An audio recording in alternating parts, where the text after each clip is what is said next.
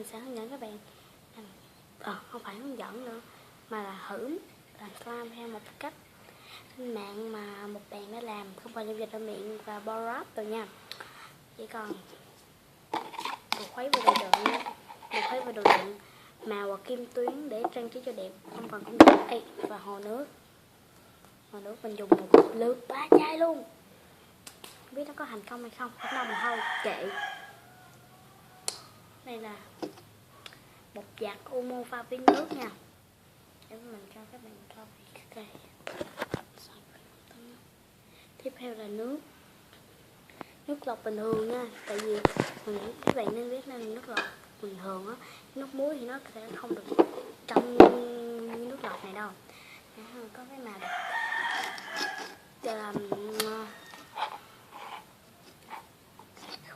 không được trắng như cái nước bình thường. Đầu tiên mình thấy bạn thấy cho hồ vào thì bé nó là hay bỏ hồ theo lượng hồ mà mình thích nha.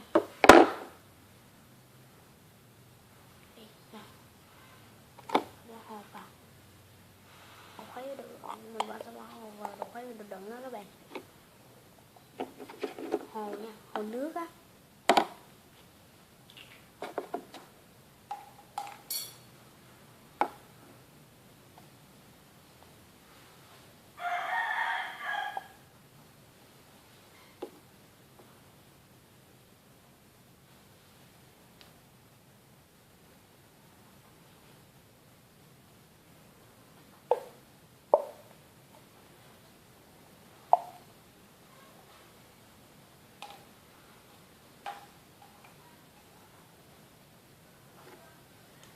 Sẽ bỏ hết hồ luôn. Bỏ 2 chai rồi. Bỏ chai thứ 3, chai cuối cùng á.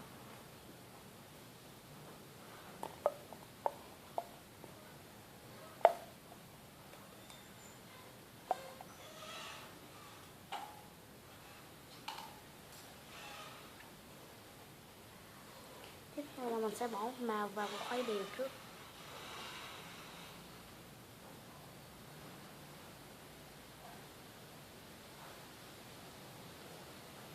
Mình sẽ dùng cái đầu muỗng trên, đầu trên làm cho mình dễ lấy màu. Thì các bạn hãy dùng màu gì tùy các bạn nha. Nhưng mà mình thấy hết một tiếng đó là mình chỉ còn có màu tím thôi. Hết màu kia thì mình đang mua.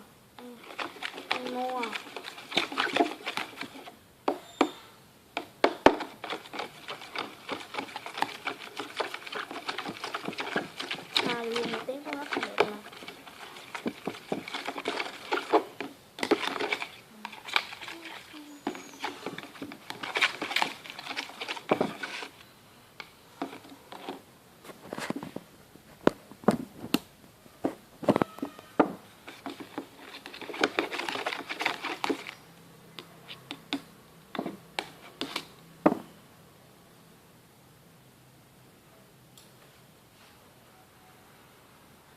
Lao cái phần muỗng đầu trên này rồi,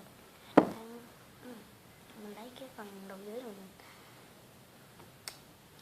mình khuấy.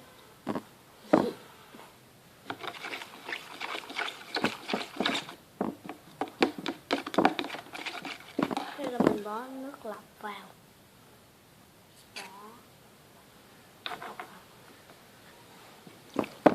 rồi mình thấy đều.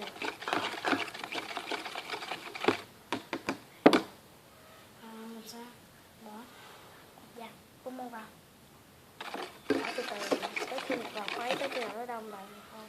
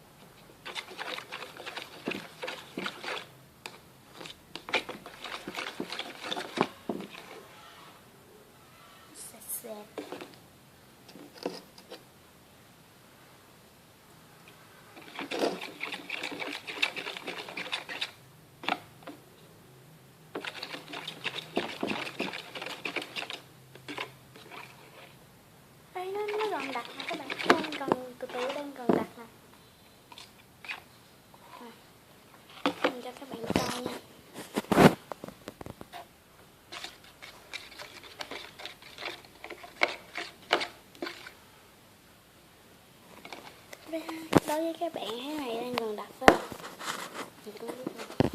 Cái mình đây là đang gần đặt đó.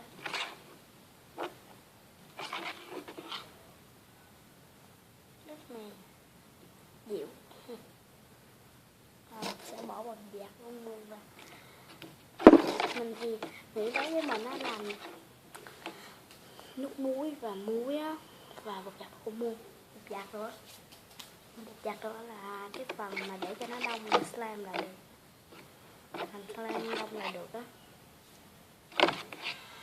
Lúc mà chúng ta không còn dịch ra miệng á, nghĩ là vậy. Nó đông thì các bạn hãy làm theo cách của mình. Nó đông thật,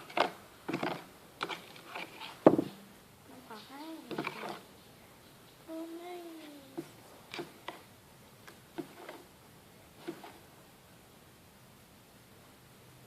Còn hơi dính nước cái phần tay chúng ta. Đúng là gì nào cô này Sam không biết nữa.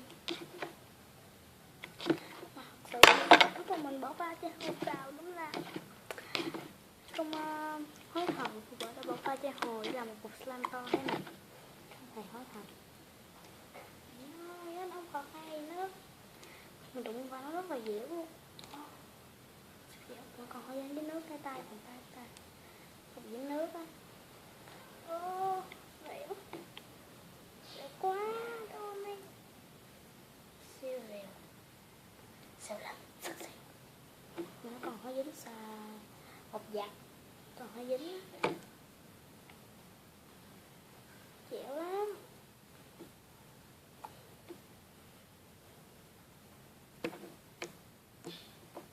Kêu cái tiếng hiền nha, hình như mấy slime này mình kêu cái tiếng hiền hơi tricky thôi.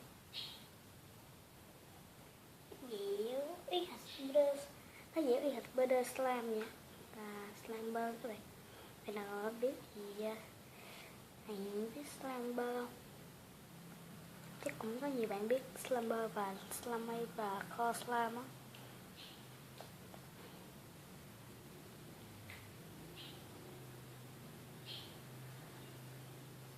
Vài bạn nói là chị ơi em không thích mấy slumber làm bằng slime chứ slime vậy đó, mình không giỏi về làm slime lắm. Cái gì làm slime bằng slime gì á, mình nghĩ là slime là bằng tám bé gì á, là slumber là bằng tám bé gì ta, thì bạn ấy nói là gì không slime gì đó mà là bằng tám bé, mình không nhớ nha. Thì nó không hết thì chơi nó không, nó có mùi kiểu đúng tại em bé nhưng mà mình biết loại nha là mình shop em mình không có làm bằng đá em bé nha các bạn ơi.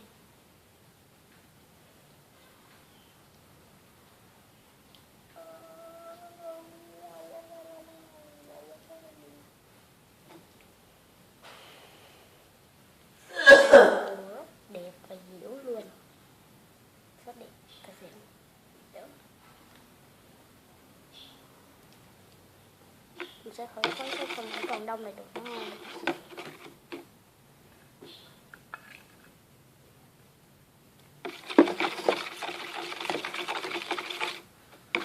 Còn này là phần nước mình không đông lại được nữa. Ok.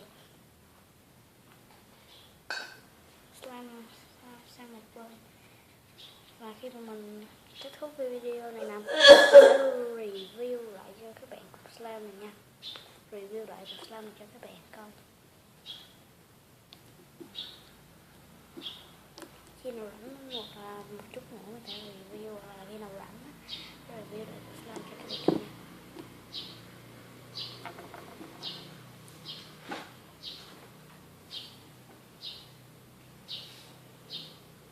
Tức là với ba cái hồi cục slime này hơi nhỏ xíu. Thì không phải butter slime nữa các bạn, nhưng mà nó dẻo y hệt butter slime luôn. Có vài bạn nói là chị ơi slime bình thường được rồi, vậy đừng có nói là butter slime. Trời, em nói mà em thấy chẳng quá. Cái đó thì mình thích thôi mà. Cái gì mình chúng ta hết cũng vậy á. Không biết cái tiếng kêu này nó có khi mà nó hết ướt rồi có clicky không?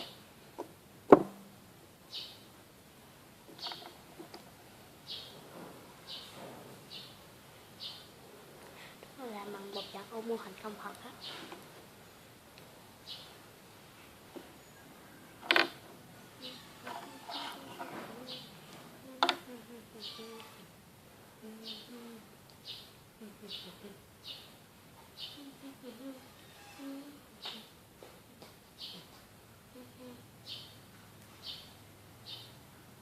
Sẽ bỏ thêm một chút màu tím vào.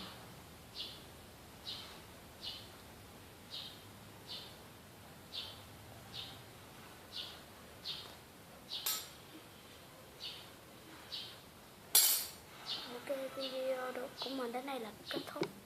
Và nếu mà các bạn thích video này và bạn nào đã làm slime này thành công rồi thì nhớ comment bên dưới cho mình biết. Bạn nào thành công rồi nữa, nhớ comment bên dưới cho mình biết. Và video này like, phải like chứ, hoặc share kênh, share video này nha, rồi subscribe kênh mình. Mina love you.